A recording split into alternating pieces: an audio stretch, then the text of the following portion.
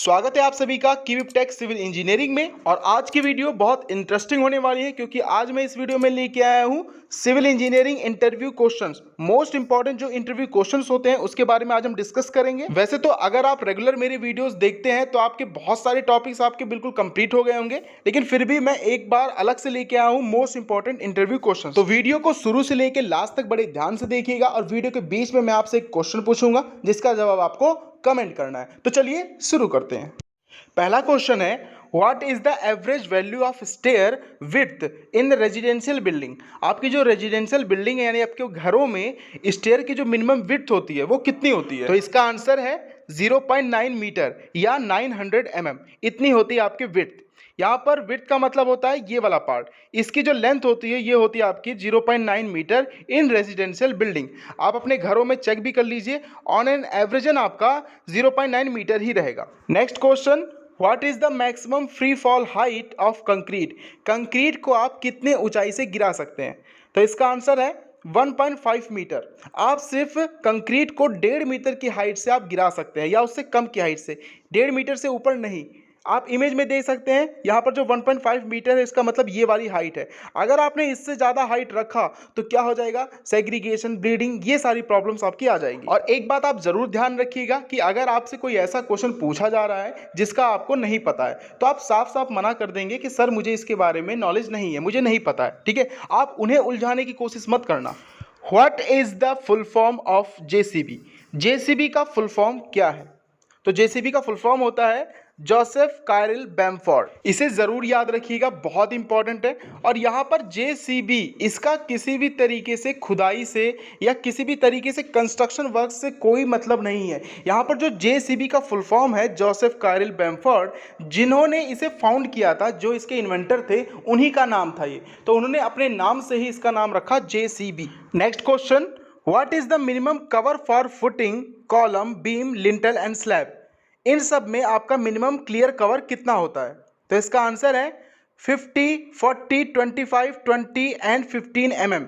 यानी कि फुटिंग में आपका होता है 50 mm, कॉलम में 40 mm, बीम में 25 mm, लिंटल में 20 mm और वहीं स्लैब में 15 mm। इमेज में आप देख के समझ सकते हैं कि क्लियर कवर क्या होता है और ये अलग अलग मेंबर के लिए अलग अलग रहता है। वैसे तो क्लियर कवर के ऊपर मैंने एक अलग से वीडियो बनाया है, आप देख सकते हैं इमेज में। ये वीडियो मैंने पहले ही बना दिया है, अगर आपने नहीं देखा है तो ज़रूर देख लीजिएगा क्योंकि इसमें बहुत सारे वेरिएशन भी होते हैं और साथ में मैंने प्रीवियस ईयर में जितने क्वेश्चन पूछे गए हैं मैंने उस वीडियो में कवर किया है। तो ये आपका इंटरव्यू के पर्पज़ से और आपके एग्जाम के पर्पज़ से बहुत इंपॉर्टेंट होने वाला है। लिंक आपको मैं डिस्क्रिप्शन बॉक्स में दे दूंगा, ज़रूर देखिएगा। बट एज ए नॉर्मली अगर पूछे तो याद रखिएगा, फुटिंग के लिए 50, कॉलम के लिए 40, बीम के लिए 25, लिंटर के लिए 20 और स्लैब के लिए 15।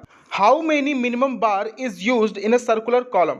आपका अगर कॉलम सर्कुलर हो तो उस केस में मिनिमम कितने हम बार यूज करते हैं? तो इसका आंसर है 6 बार, यानी 6 बार का यूज करते हैं अगर आपका सर्कुलर कॉलम हो। लेकिन अगर आपके सर्कुलर कॉलम के बजाय रेक्टेंगुलर कॉलम के बारे में पूछ ले तो याद रखिएगा, रेक्टेंगुलर कॉलम में आपका मिनिमम जो बार होता है वो होता है 4 बार होते हैं। अगर आप किसी प्राइवेट कंपनी या फिर आपका अगर जेई का भी कोई इंटरव्यू है तो उसमें ऐसे ही बेसिक क्वेश्चन पूछे जाते हैं। ठीक है, आपसे वो इंटरव्यू में पूरा का पूरा बिल्डिंग बनवाने को नहीं बोलेगा, ऐसे छोटी छोटी बातें पूछता है जो कि आपको नॉर्मली भूल जाती है। तो ऐसे बेसिक क्वेश्चन आपको पता होने चाहिए। Next question, what is the density of steel.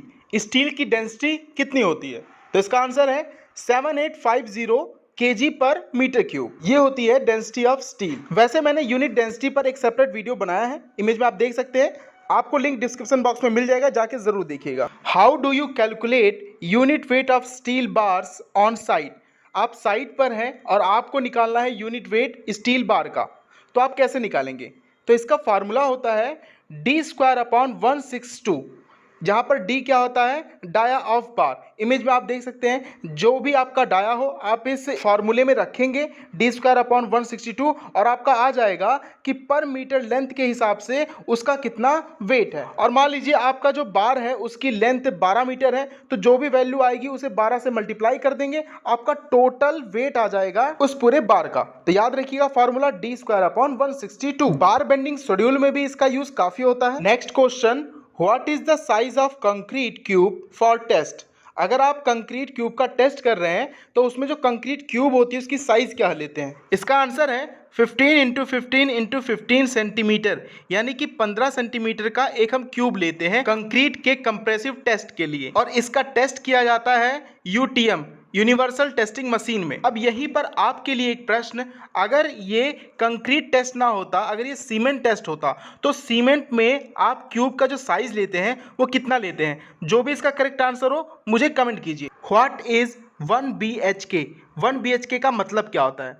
तो यहाँ पर 1 BHK का मतलब होता है 1 बेडरूम, 1 हॉल और 1 किचन का जो सेट होता है पूरा, उसे बोलते हैं हम 1 BHK। यहाँ जो BHK के आगे नंबर लिखा रहता है वो शो करता है कितने नंबर ऑफ बेडरूम है। जैसे अगर आपको बोला जाए 2 BHK, तो इसका मतलब ये होता है 2 बेडरूम, 1 हॉल और 1 किचन का जो सेट होता है उसे बोलते हैं हम 2 BHK। तो आई होप अब आपको समझ में आ गया होगा। What is the minimum grade of concrete for RCC and PCC?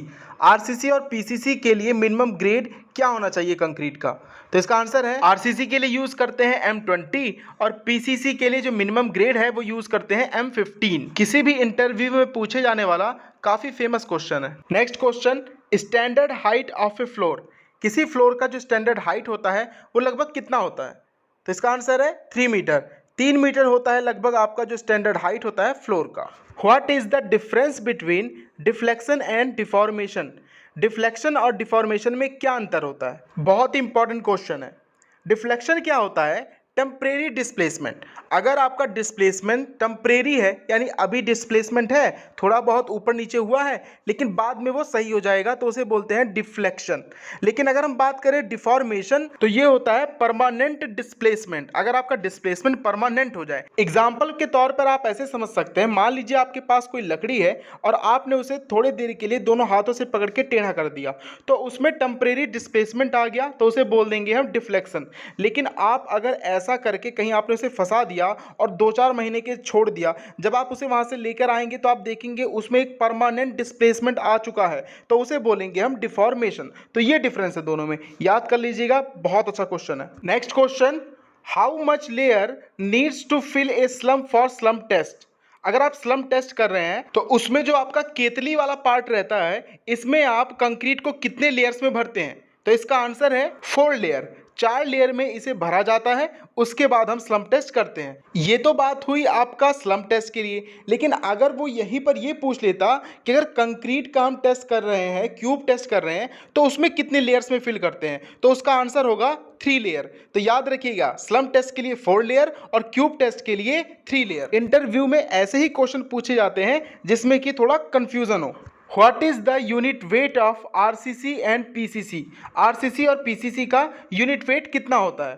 तो अगर हम बात करें RCC का, तो इसका यूनिट वेट होता है 2500, यानी 2500 kg पर मीटर क्यूब। और वहीं अगर हम बात करें PCC का, तो इसका यूनिट वेट होता है 2400 kg पर मीटर क्यूब। दोनों का याद रखिएगा, काफी इंपॉर्टेंट है। इंटरव्यू में जाने से पहले RCC और PCC के बारे में अच्छे से पढ़ लीजिएगा, इससे क्वेश्चन बहुत बनते हैं और मैं आने वाले नेक्स्ट पार्ट्स में इनके बारे में काफी क्वेश्चन लेके आऊंगा। What is the validity of use of cement? Cement को आप कब तक यूज कर सकते हैं? तो इसका आंसर है 3 मंथ्स फॉर मैन्युफैक्चरिंग। जो भी मैन्युफैक्चरिंग डेट है उससे 3 मंथ तक आप यूज कर सकते हैं। यानी आपके सीमेंट बैग पे जो भी मैन्युफैक्चरिंग डेट डली है उससे आप 3 महीना काउंट करके देख लीजिए, उसके अंदर अंदर अगर आप यूज करते हैं तो सीमेंट बहुत अच्छा है।